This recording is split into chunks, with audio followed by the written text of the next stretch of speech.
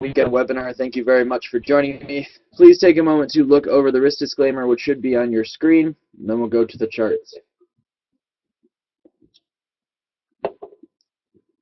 We have a very busy week this week and a very busy month.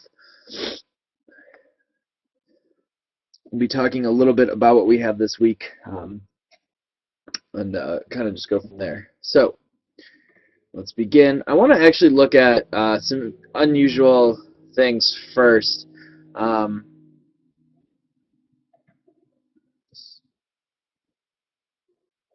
Okay. I want to look at, so this is the 20-year Treasury Bond ETF, TLT. It shows, obviously, this shows the price of bonds. It's inverted to the yield, so you can see yields have been going higher as prices are driving lower. Looks fairly bearish here. Okay, a little bit of breakdown here, some consolidation. This major level is 102. That fits, for the most part, what I'm seeing in the actual bond futures themselves. Okay, the 10-year, all right, looks very bearish here, starting to break down, targeting these lows back down here. The 30-year, a little bit less bearish. There is some potential for a rally here, but same thing, driving down towards these previous lows. That can suggest some upside to the dollar if those yields continue to increase. They're measuring, basically, as yields increase, we're talking about the odds of a taper, basically, as the market views it. All right, we have the FOMC rate decision upcoming next week, 2 weeks, actually. I think it's the 17th. So we have about 16 days before that. Of course, before that, we have major non-farm payrolls numbers. That's Friday. All right, this is an NFP week, so be ready for all of that. This week, we also have the RBA, the BOE, the ECB, NFP, so it's the acronym week. All right, all the major banks, BOC too, Bank of Canada. So we have all the major central banks weighing in this week, except for the Fed. Fed will weigh in a couple weeks, and then we have NFPs. So very active week. Sort of, keep that in mind as you're trading. But let's look at the setups that we have going on here right now. So we're on a daily chart. This is dollar yen. I'm still looking for dollar yen to come up to about 103.50. There, I will start to look for some potential shorts because of where I feel the Nikkei is. All right, I think we're about 300 points shy of my target. Still looking for 16,000. I've been looking for 16,000 since we've been down here. We're almost there. Once we get there, we'll see if we get another sharp reversal here, like we did back in May. A couple other things that I want to show you that I think are worth noting just in terms of general risk trends. E-minis, okay, this is ES. This is not good, all right? This is not a good candle to see finishing a week. You have to remember that Friday was a low volatility, low volume day, half day for the, should be able to see the charts. Disclaimer has been down for a while. Anyone else seeing the disclaimer still?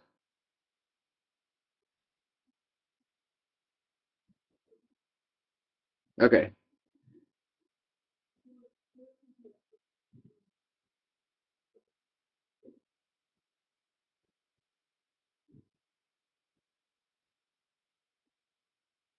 Hi. We good? All right. Okay, so we're on the daily chart of E-minis. This is not a super positive candle on Friday.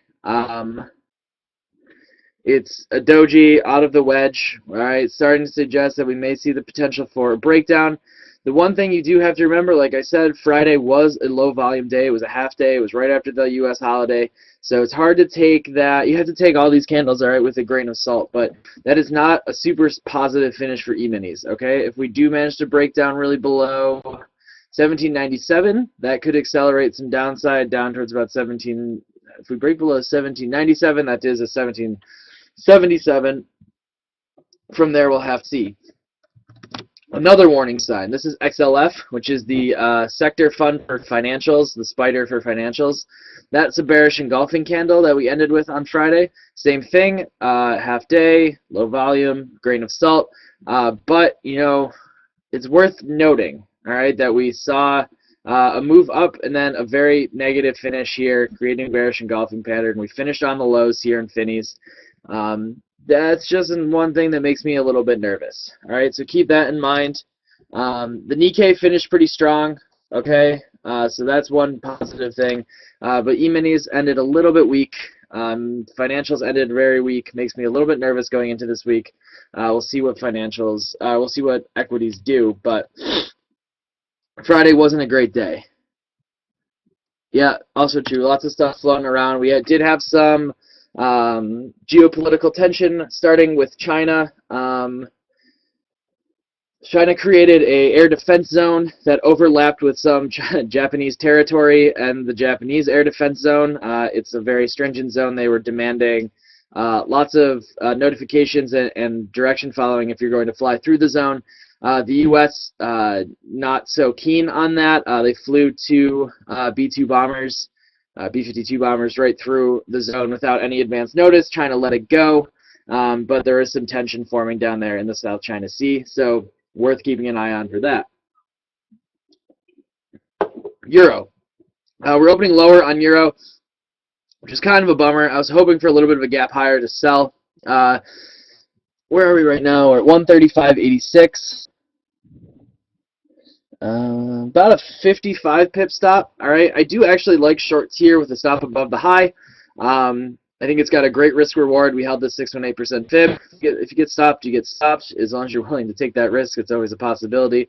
But it does offer a very clear move down towards at least 135.11, which is about 70 pips, so a little bit better than 1-to-1.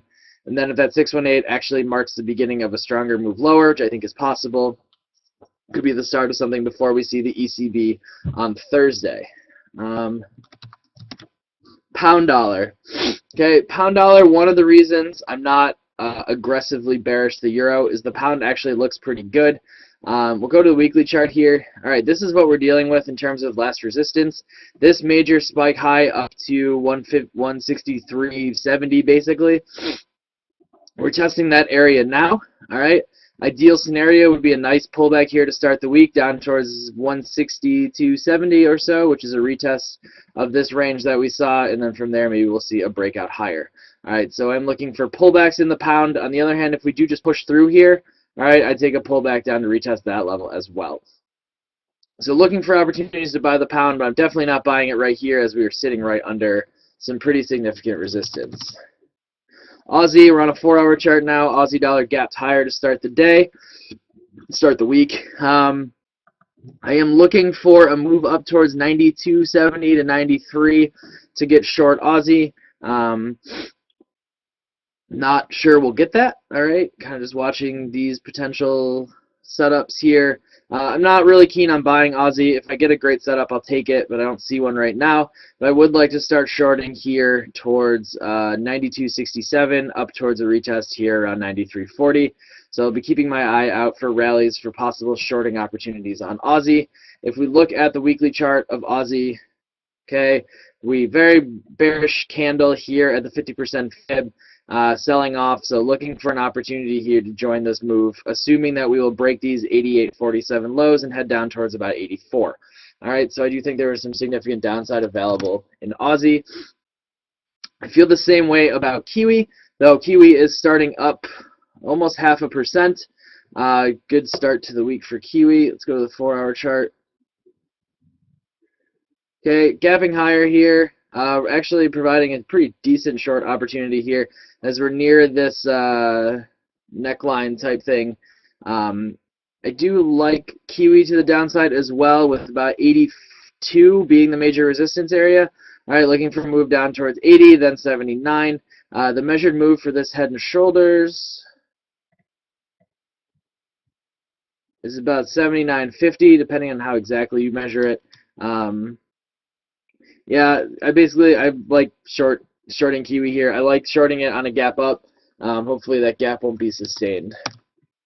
We'll be looking for Euro shorts as well. I talked about that. Dollar Swiss actually also looks good for longs, okay, which matches the Euro short. Very nice reaction here. All right, this 4-hour candle off a 6.18% fib and off this trend line. This trend line has been impressive. Okay, you can see how it's been broken once to the upside, but other than that, it's held every touch since we gotten above it. All right, So definitely worth watching that reaction here. Looking to play this flag, all right, move up above 91.40. All right, could create a much larger move to the upside. Again, that matches with my euro dollar short thesis, as those two tend to move inverse. So definitely dollar Swiss worth watching for shorts as well. Dollar CAD.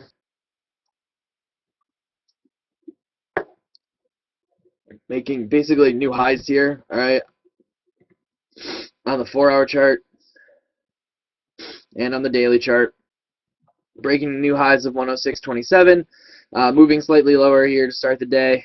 I mean, I've been saying this for a while, if I was a macro trader, I would have been long dollar CAD forever, but I have never found an attractive medium-term setup for the pair. It's just been a pain lately. Still like it to the upside. A retest, even like you could try a retest of this triangle if we get down to 105. I don't think we will.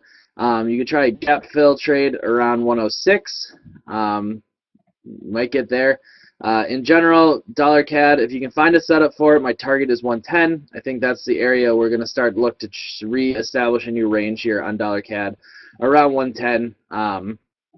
We have the Bank of Canada this week. They've been a dud for quite a long time now. That would probably continue to be the case.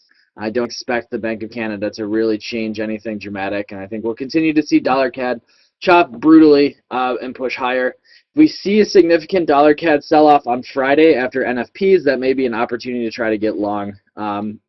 We'll see how the pair kind of plays out going forward, but dollar CAD is mostly trading as a dollar pair, not as a CAD pair. CAD has been pretty neutral across the board, and it's been a very good pair to be long the dollar.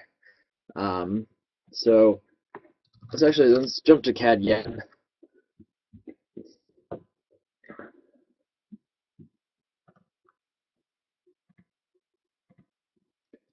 CAD yen.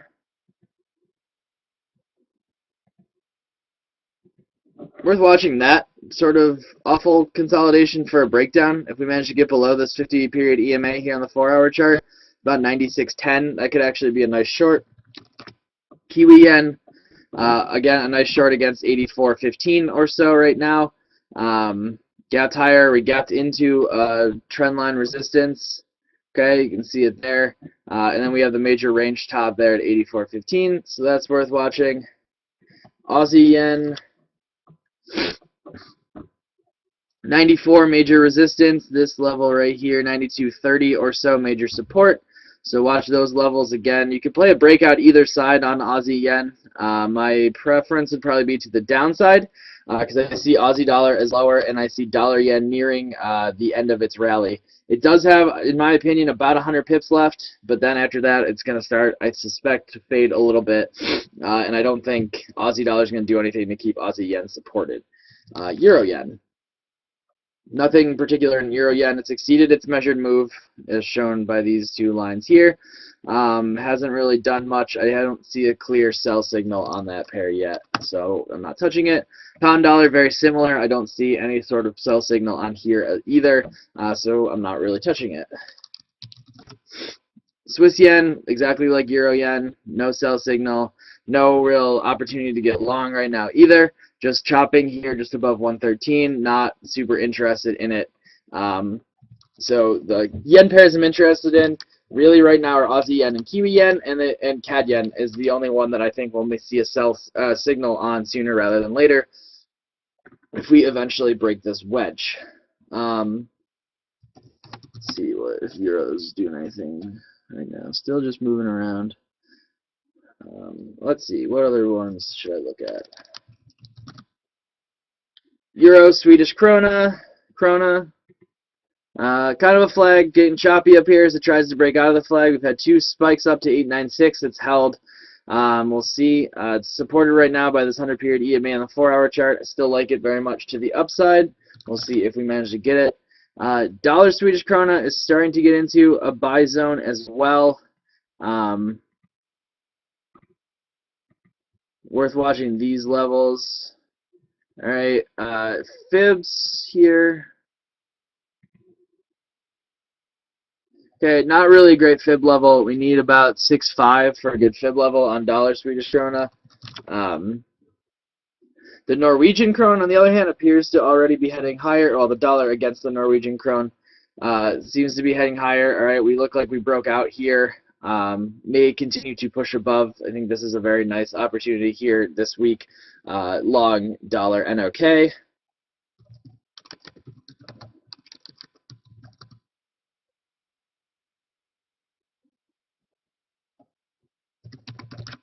Euro odd. Let's look at those Aussie crosses then. Okay, gap down here on Euro Aussie. I was short Euro Aussie here, and then I got out of some of it and got stopped out of the rest on the new rally. It's could be a potential head and shoulders type thing forming here. It's sloppy, but I think there is a possibility for it. Let me draw this out. So this would be our left shoulder, this rally would be our head, and now we're kind of trying to put in a right shoulder, which would mean that we'd need about 148.62 to hold. All right, a small move higher here off that level, and then a breakdown towards 157.40. I think that's worth watching. If we kick out to the daily chart, you can see this previous range held very nicely. We got a nasty reversal candle here on Friday. Off that previous range, also worth a short, okay? I prefer that, again, fits pretty well with my euro-dollar short. Vastly prefer to short euro-dollar than euro-Aussie because, like I said, all Aussie rallies to me are selling opportunities. That includes a euro-Aussie decline. I would like to sell that or start to rebuy euro-Aussie around 146 or on a retest down here. Okay, so 146, 145, that area, start to look for opportunities to get long. If we even pull back that far, I'm not sure we will, but there is a decent potential at least for some sort of short setup forming now. Let's do pound Aussie, and then we'll do the Kiwi ones. Pound Aussie just keeps on running. Pullbacks are buying opportunities. I mean, 176 might be a nice level. We'll have to see how it handles that area, but need a pullback before I can really start to think about that. Pound Kiwi, same thing, kind of an ugly candle on Friday, matches the Kiwi dollar candle. We were above these range highs, finished above them, but not overly convincingly. Same thing, is pairs overstretched. You know, we drifted into overbought, which I don't put any stock in, but it is, you know, it's the first time we were there since this messy area back here. So we could see the pair start to pull back a little bit, consolidate. I mean, any sort of flag situation would be a really great trading opportunity. Don't know if we'll get it. I like pound Kiwi longs, okay? Like I said about pound Aussie, I've been saying the weekly chart is the most bullish thing in the world. Pound Kiwi is a close second, all right? But it needs something here to take, it needs to take a little bit of a break, all right? We have some light RSI divergence going on here on the weekly chart. Okay, you can see price went like this, the RSI went like this. Again, I don't put a ton of stock in it, but it fits with the fact that I view this move as overstretched and it needs some sort of consolidation, which could match, again, if we see a euro currency pullback here off of its resistance areas. Remember the resistance area I said pound dollar was at? So looking for opportunities to buy pound Kiwi, pound Aussie, pound CAD, same thing. All right, I've been bullish pound CAD since down here, 161. I've only picked up about 300 pips of that 1,200 pip move, which is a little bit disappointing. But I remain pretty convinced that 180, 182 is our targets for pound CAD. We've been pretty significantly overbought here on the weekly chart, which is impressive. You don't see that very often.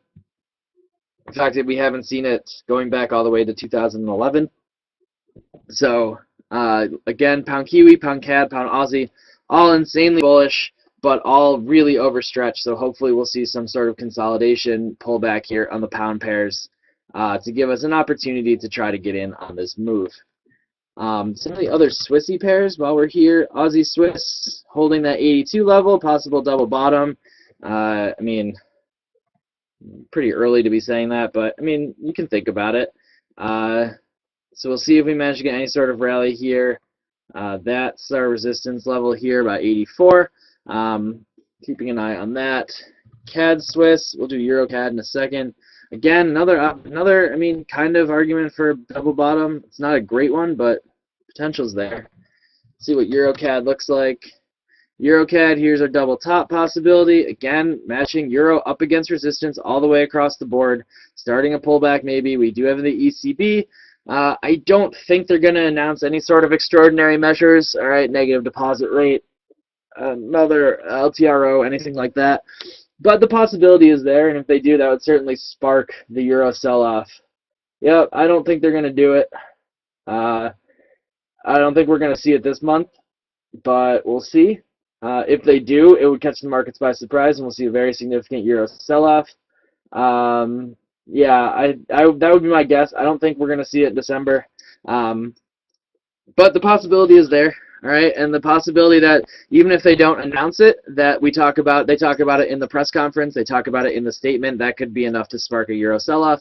So we do have a potential fundamental catalyst for a euro short, and with euro at resistance all the way across the board, euro CAD. Let's see what euro pound just already looks bearish.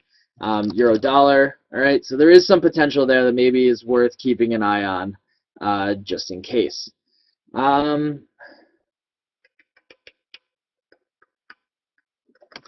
Just for giggles, Apple on quite a run here.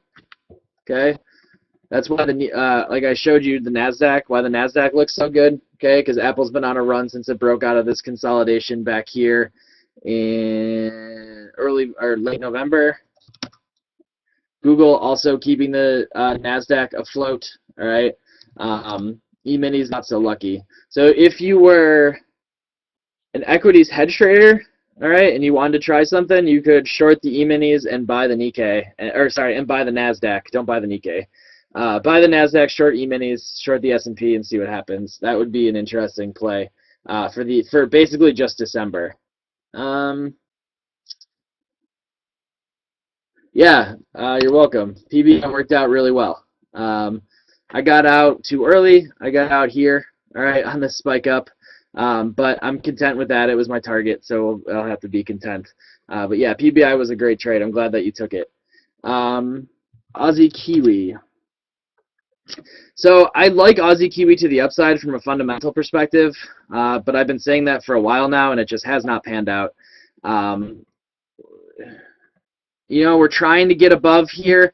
If we do manage to see a trade at like 120, 120.15 or so, there could be the opportunity to try to get long. All right, as we break back above these lows, we break above this trend line, we could start to see some shorts finally start to cover and some people get bid. Again, fits with the idea that Aussie should rally into a selling area. All right, I don't know if we're going to get it, but it's a possibility. Kiwi's at better resistance than Aussie right now, so we may see an Aussie Kiwi rally up towards, you know, call it 114.40 or so here this week, this month, before the downtrend resumes.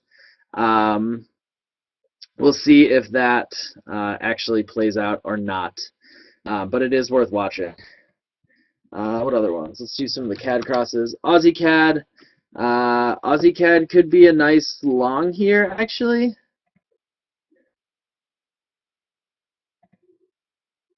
Okay, holding a 50% fib. Okay, watch this trend line, but that's a pair to sort of keep an eye on. Aussie CAD. If you want to buy Aussie, all right, and the assumption that it's going to correct to the upside before selling, Aussie CAD is actually one that you may want to consider using. Kiwi CAD, if I remember correctly, yeah, it remains a nightmare. I haven't touched Kiwi CAD in quite some time. That does not look like it's going to change until we see a convincing move below 85.50. Or, I suppose I should say, a convincing move above 87.80. That would also trigger me into a long. On Aussie CAD, yeah, that's actually a very distinct possibility. And if so, we'll see new highs above parity. So that would not be a bad move to hop in on. Very, very, very true. All right, any requests? Did I miss any of the major pairs? I can do gold and oil. Gold. Gold. Okay, potential breakout here on gold on Friday. Buy it at your own risk, but you know there's a technical setup for you. Your stop would be about 12.25. Your target would be 12.95 to start, and then perhaps higher from there. Oil spiked higher on Friday, couldn't sustain it. It's down near 92. That's a pretty decent support level, but really until we break these highs here at about 95.75, I think the significant weight on oil is to the downside, eyeing up these 86 or so lows. Okay, other questions. Favorite, Eurodollar. Eurodollar is my favorite. I like shorting Eurodollar with a stop at the 618. Where we are right now, we're at 135.90. Stop would be 136. It's about a 45 pip stop. Your first target is 90 pips about. All right, so a 2-to-1 on that first, and then I think this could be the start of a bigger move. So a Eurodollar short is my favorite. I think it's got a good risk reward. It's a decent technical level, and there's a fundamental case to be made as well. It's high risk. There's no real confirmation here. It's just off of this fib rejection, but I think with the risk reward, it's worth it if you're willing to take a 45 pip loss. Other than that, I don't have a trade I particularly favor. I like Kiwi dollar to the downside as well, and I think I do like this Aussie CAD to the upside. We're at 96.95 right now. Stop would be about 90. Had to be about 100 pip stop, which I don't like, so I'll be looking for a shorter term setup to try to get in on that. All right, that's what I've got. Any other questions or requests?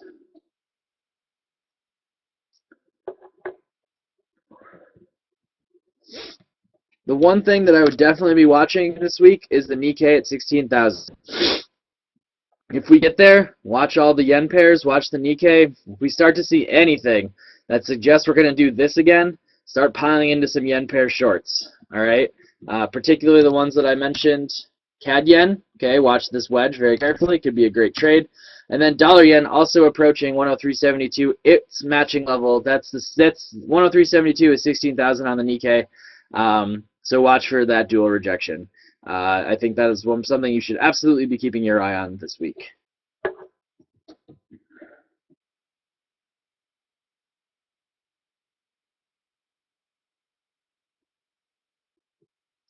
Euro pound. Sure. I didn't actually really give Euro pound a fair shake. Most likely because I don't have a good setup on it. So Euro pound's sitting just on the ledge here at 83.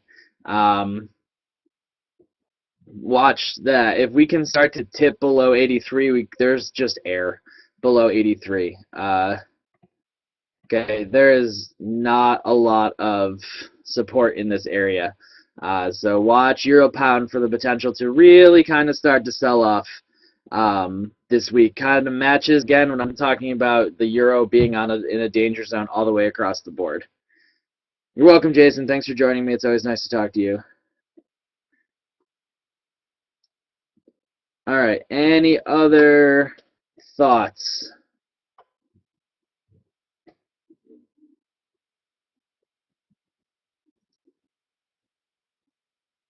All right. Well, guys, thank you very much for joining me. As always, you can find me on Twitter